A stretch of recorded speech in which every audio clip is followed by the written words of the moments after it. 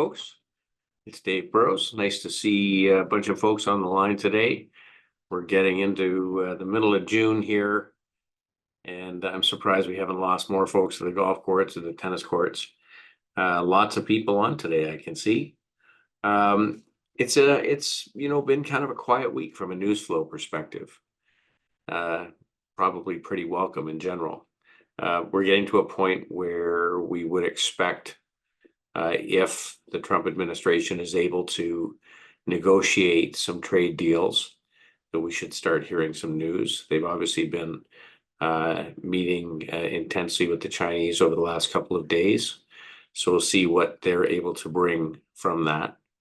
But market has become a little bit less sensitive to the news. And in general, things have been getting a little bit better. Market's been broadening out. Some more stocks are participating. Some more economically sensitive stocks are performing well. So let's jump into it and kind of take things from the top as we tend to do. We continue to be in this structural bull market we've been in over the last 12 years. And of course, we've had lots of interruptions along the way. But, realistically, we're trading up about 300% over the last 148 months, starting in 2013. It's always something to think about. When you're in a structural bull market, you do have these tough periods. But the truth is, eventually things get righted and you move on. So there's no sign at all of any kind of end to this current structural bull market. It started in the US, now just about 12 years ago. We don't look forward to it, but at some point we will have a longer period of digestion. But these things can go on 18, 19 years. When I look at the S&P, we had a pretty sharp sell-off through into the beginning of April. April 4th was the low. And here we're climbing back. We're back above all the moving averages. We stayed above the long-term trend that had been in place since the October of 2022 low. And the market's just kind of been marching its way higher. NASDAQ also back above the trend line that's been in place since October 22. And also just sort of working its way back higher. Yet to make a new high. So we're watching that. You never, like to think about the alternative. We think about double tops, but at this point, there's no sign that's happening. In the S&P, we made a new 65-day, which is a 3-month high in the S&P. We're not overbought. In the equally weighted S&P, not quite as good. So the large caps are outperforming. But again, after a little pullback into the moving averages, we're moving higher again. Some of the indicators are about to flip back positive here. So things are getting better for the broader market in the S&P. And then the small caps, are now challenging the 200-day moving average, which this is not leadership by any stretch of the imagination, but it's also making a 3-month high. So these are positive things. Markets have to heal when we get a shot like we did. It was a very news-induced shot. Up to that point, market had been performing pretty darn well. And we do keep in mind that when we look at 2-week returns, going back to 1950, second half of June, was not the best 2-week period. So we're not trying to push on any strings here. We've got lots of great positions. We've got a little bit of cash. But in general, the breadth models continue to improve. Whether we're looking at the US, if we take all US stocks, we're sitting just below 50% of stocks in uptrends. It's about the same for world bullish percent. Not quite as strong in Canada, although there's some very, very strong parts of the market. Percent of stocks over the 50-day moving average has been improving in all three universes. Percent of stocks making new highs versus new lows is creeping to the right. So more stocks making new highs, fewer stocks making new lows. And the percent of stocks trading above their 150-day or 30-week moving average is now pushing closer to 60%. So as breadth gets better, it becomes easier to make money. Literally, if you were throwing darts at a board, it gets easier to hit a stock that's trading above its 150-day, its 50-day moving average with positive trend in a market as breadth expands. And as a reminder, you know, in a good market, breadth can get to 70 or 80%. So look, we take things one day at a time, one step at a time. We like to understand the backdrop that we're operating against. And in general, it's a friendly backdrop. When breadth models are positive, it tends to be that the market handles news better than when breadth is sloppy. So, you know, it is interesting. The truth is there's no bear markets ever taken place while breadth was improving. So, you know, you can enjoy your golf games. When I look across the globe, it's really, you know, a green picture. It continues to be that global markets have had better breadth than local markets in North America, where a higher percentage of stocks are performing well, but things are improving everywhere. Now, part of that has to do with the fact that the US dollar has been very weak all year long. This is US dollar versus the basket of world currencies. We're trading below all the moving averages, so we're in a downtrend. It's below the support from back in July of 2023. It's below the lows of 2024. And we'll see whether we continue. My guess is that likely it continues lower. And if that's the case, global investors look at a weakening US dollar and the fact that global markets have been outperforming and say, well, our local currency is stronger and our local markets are better, we can look at reallocating. So after 10, and in some cases like Japan, 30 years of underperformance, you know, you could see some money repatriating, and we see it, you know. Now, this is very early stages. Just to put a point on it, this comes from Tavi Costa, and it's a very long-term chart, but it shows U.S. dollar strength, and you know, when you were getting closer to highs, U.S. dollar tended to roll over. And that's when global stocks started to outperform. And we've seen this. So S&P Developed World Index back to 2008, you know, working its way higher over the last few months, breaking out to make new highs. I would say that starts a new secular bull market. The Euro Stoxx 50 fits into that camp. You know, a lot of the individual European markets like Spain, Italy, Germany, as you can see on the screen. Over in the East, India, over the last 4 months after correcting, you know, it started to strengthen up again. It broke out of its range back in 2021. In Latin America, Argentina was the first to break out, but it's been followed by Peru and Chile. Mexico acting better. In the Far East, in Japan, you know, Japanese markets, after 30 years of going nowhere, are performing. This is the small cap index, JOF ETF, up 25.6% so far this year. And we're, you know, just about halfway through the year. Even the Asia 50 index, which are 50 of the largest Asian developed world countries, companies, over the last week has broken out of a range that it traded up to 3 times over the last year, and it's breaking out as well. So we continue to see strength in global markets, and we continue to think that the risk reward here is very, very good. These are not crowded markets. If you think about how a foundation or a pension fund works, when they decide to change their allocations, it's not something they do from a Friday to a Monday morning. It often will include months of discussion, and then it happens incrementally. So after years and years of building up large US equity weights, it would take a long time to unwind that over ownership. And we think that the local markets benefit, and with discounted multiples, we think that they look really, really attractive. So that's the Vanguard FTSE All World ex-US Index. These are monthly bars. This is 2008. You know, these moves are significant, and I think it's not landed on the general investing populace, who in general have almost no weight in global stocks. And we think this is a great diversifier. So TSX falls into that same bucket. We tend to act a lot like global stocks, and the TSX continues to perform. So we look at the MSCI All World Index versus the equally weighted S&P.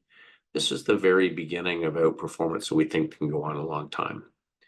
Now, from a currency perspective, all of the major currencies are improving. We hear it from some of our clients. They have a hard time believing that the Canadian dollar's moved from 68 cents to 73 cents. But that likely is the beginning. We've just broken the downtrend that was in place from 2021. And certainly it can check back, but my guess is we're going a fair ways higher. That probably has something to do with the fact that weak dollar assets are performing well. And Canada has a lot of weak dollar assets, a lot of energy and a lot of materials, things that do well when the dollar's weaker. In the bond market, yields at the long end continue to be very sticky. People keep pointing out to me, well, the Fed and the other central bankers are cutting rates, so rates are going down. And that may well be the case on a treasury bill. But when you're financing things like real estate, for instance, long-term bond yields are what matter. That's what sets the mortgage rates. So the fact that 30-year yields continue to tick higher is probably problematic for the US, where they pay more versus GDP in interest payments than really any other country. And we see it in the performance of the bond market. Bond market's been in a bear market for 5 years.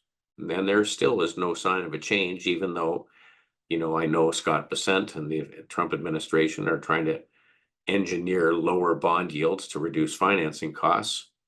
But we think this has a material impact on certain types of businesses that need funding. Makes it very difficult for private equity, who tend to buy companies using debt, add more debt, and look to get a financial return on a levered up balance sheet.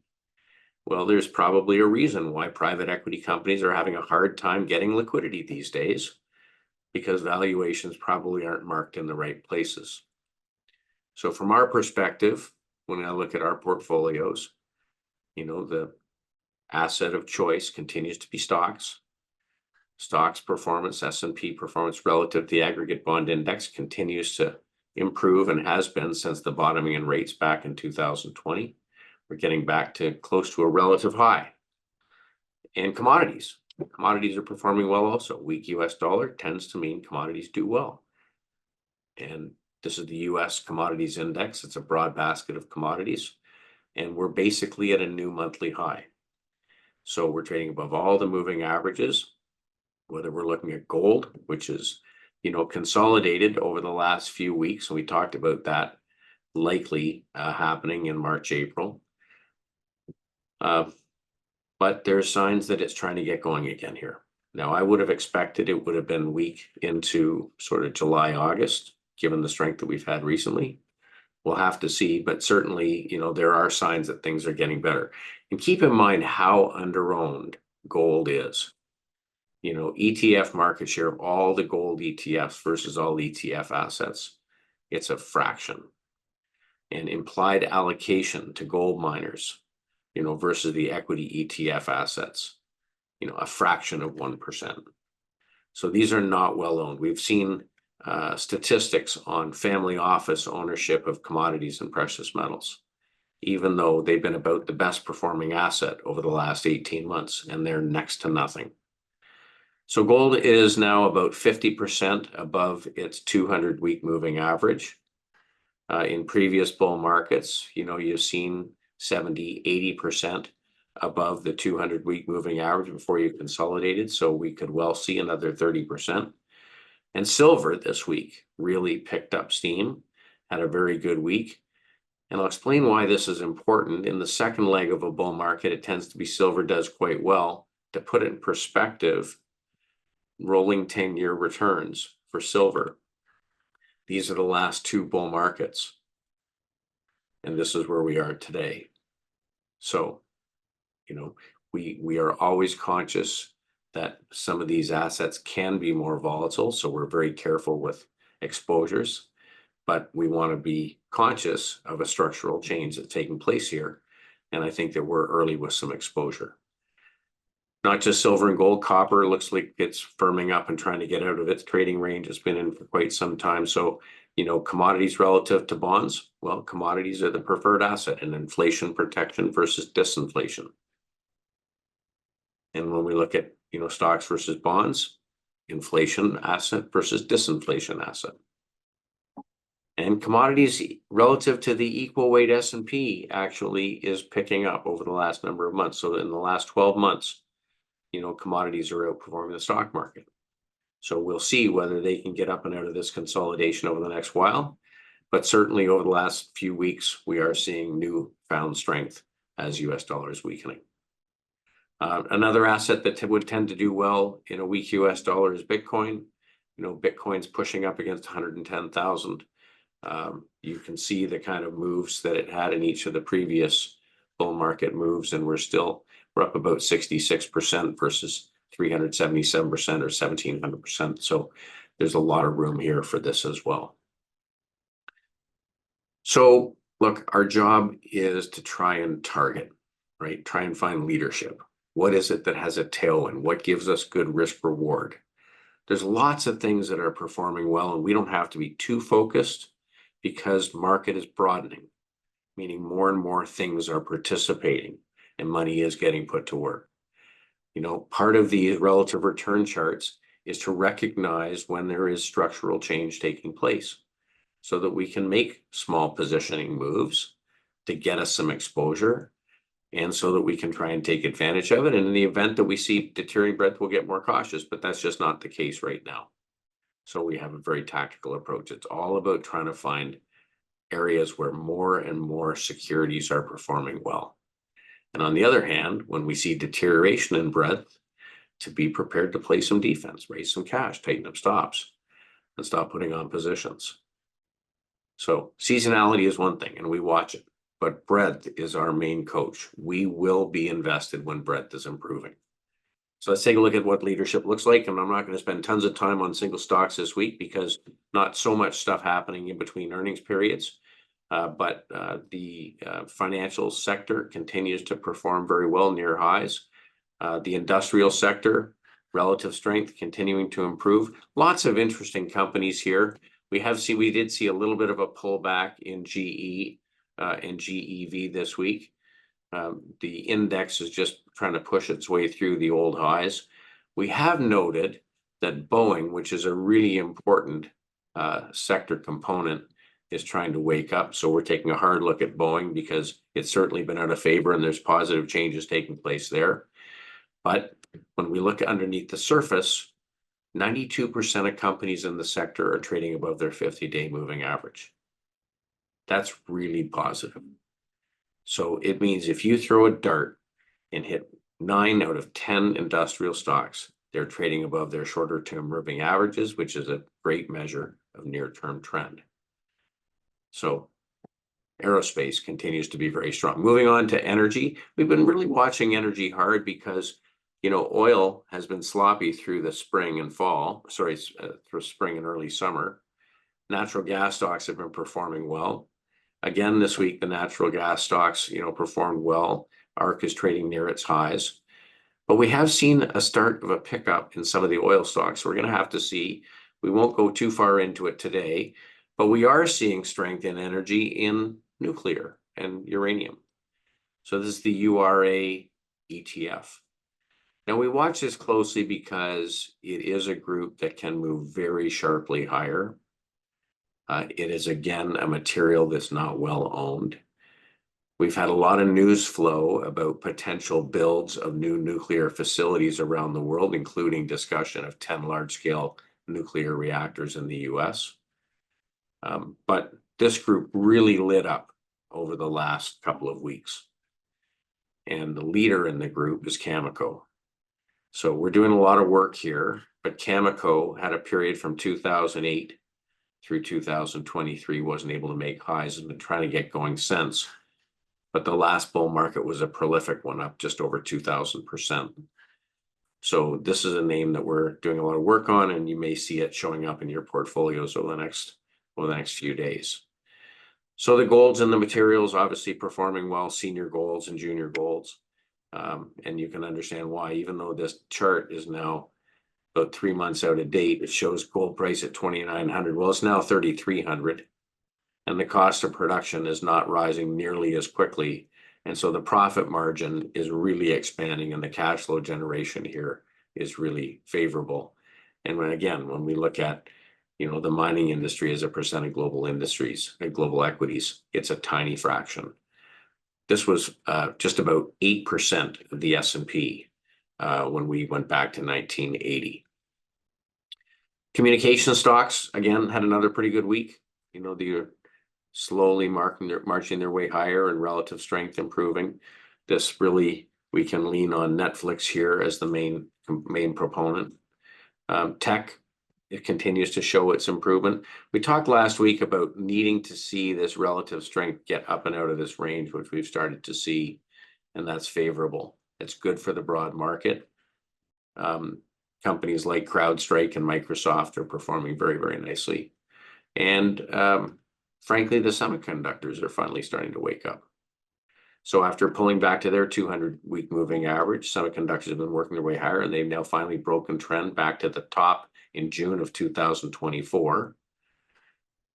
And they're picking up some momentum. You can see the relative strength picking up. Now, this is an important group because it's an offense group, offense versus defense. It's economically sensitive. The inventory cycle moves very quickly. When orders come in, orders stack up, and the orders go out. When the economy slows down, the orders stop quickly because it's a high value product, and very quickly, and you see it in the performance. So the semi's making a 65-day high. It's not yet full leadership, but it's certainly getting better. Now let's look at the groups that are have-nots. Nothing coming out of consumer staples. This is a defensive group, and they're making 65-day relative lows. Consumer discretionary, it's bounced off the bottom, but the relative strength is not there. Hard to find a lot of strength here outside of some key names. The housing sector continues to be weak. Healthcare as a defensive sector continues to be weak. So the fact that the defensive sectors are not showing performance tells you that investors believe that they can look through these tariff talks and that there's some good to come in the economy over the next 12 to 18 months. REITs also having a hard time, and you can imagine why, with higher financing costs in the bond market. So not a lot of change. You can see we've been moving up our materials weight, but we're still lower than where we were before the April 4th tariff news. Financials continue to be our most important group. Industrials continue to chug along. Energy is about an 11% weight, but it's a bit misleading because about half of it is energy infrastructure pipelines, and about half of it is natural gas. Corporate bonds still are really mostly in our balanced portfolios. We've taken up our tech weight, although we're still relatively low weight versus market weight. We still have a little bit of cash. The communications weight is growing, frankly, just because the positions are performing. We've had the same names in our consumer discretionary book for quite some time, specifically things like Loblaws, and very low weights in the defensive sectors.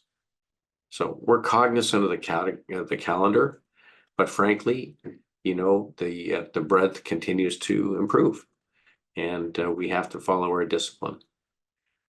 Credit spreads aren't showing any concern. They're narrowing, meaning bond investors are demanding less yield to compensate them for corporate risk. And you can see volatility's fallen right back into the middle of the range that it tends to stay in during the best cyclical bull markets or business cycles. So we watch for signs that there's problems. What would we expect to see? We'd expect to see a pickup in the relative performance of less economically sensitive groups like utilities and staples and REITs and so on. No sign of that right now. We would expect to see the most cyclical stocks really start to take it on the chin. And in fact, we're seeing the opposite of that. Things like materials, copper, and so on lifting. We added more Nutrien this week in the agricultural space. US dollar is weakening. That tends to be a sign of risk taking. People taking US dollars and doing other things than being in what they consider to be a safe haven. So, how high is high? market has come right back from this sell-off in April. We're back close to the highs.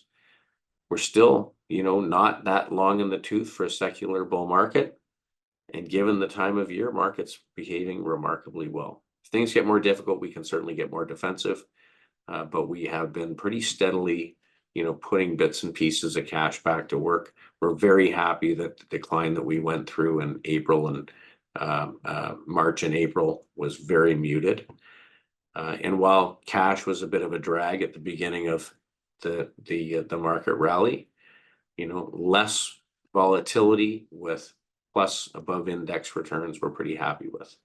Global fund continues to perform really, really well. We continue to top that up.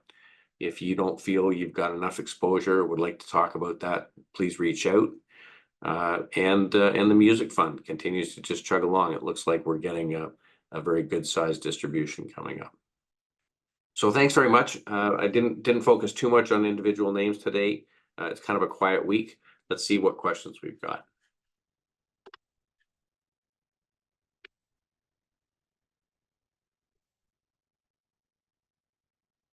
A question from Lawrence. HPYT is a Canadian play on TLT that pays over a 20% dividend. TLT is now at 2007 low. How much lower can it go? I have to be honest, I'm not familiar with that security, but if it's paying a 20% dividend, you can assume there's leverage involved. And I'm not sure I want to buy anything that's leveraged when it's in a bear market. Interest rates have only been rising since 2020. The last time interest rates started to rise from a generational low was 1950, and they went up until 1981. Bonds gave a 0% rate of return over 16 years. So you're braver than I am, Lawrence. If you're going to try and pick bottoms in this, I would not recommend it. Deborah, I guess I'm confused. There are many empty containers at ports and impact of tariffs on businesses and output. These tariffs are not resolved. So I think that that's a fair comment, Deborah, and they have not shown up in earnings yet. I think that the market's telling you where some of the risks are, the relative weak performance in consumer discretionary stocks. They would be impacted. And as a result, we're sort of staying clear. Remember, all stocks aren't the same. And there's a lot of sectors that are not so impacted by tariffs, financials being one of them. So, we watch for these shifts. We watch for shifts in breadth within sectors. And the sectors that we're focusing in really have very little impact from tariffs and have pricing power, right? If we're in a world where there's more inflation, companies that can raise their price tomorrow when costs go up today, benefit. So there will be a lot of companies that will be able to pass the tariffs on as a cost, and that hurts the consumer, but it may not hurt the company.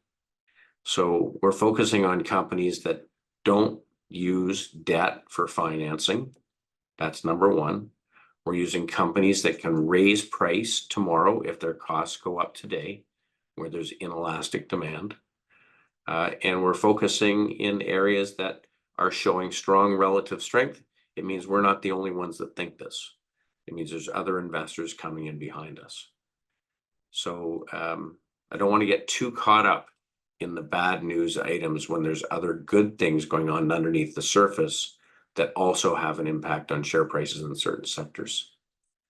From an anonymous, appreciated silver discussion, do we own any specific companies or ETFs? I think you can look at the SILJ ETF, which is made up of the junior silver miners. I think that's a good diversified way to play it.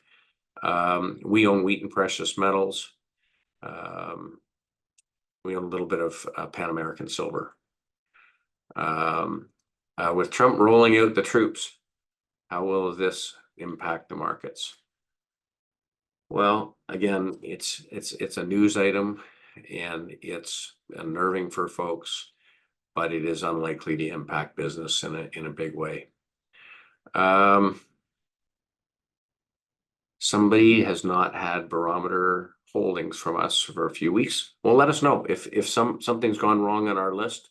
We're very happy. We distribute our pool holdings every week.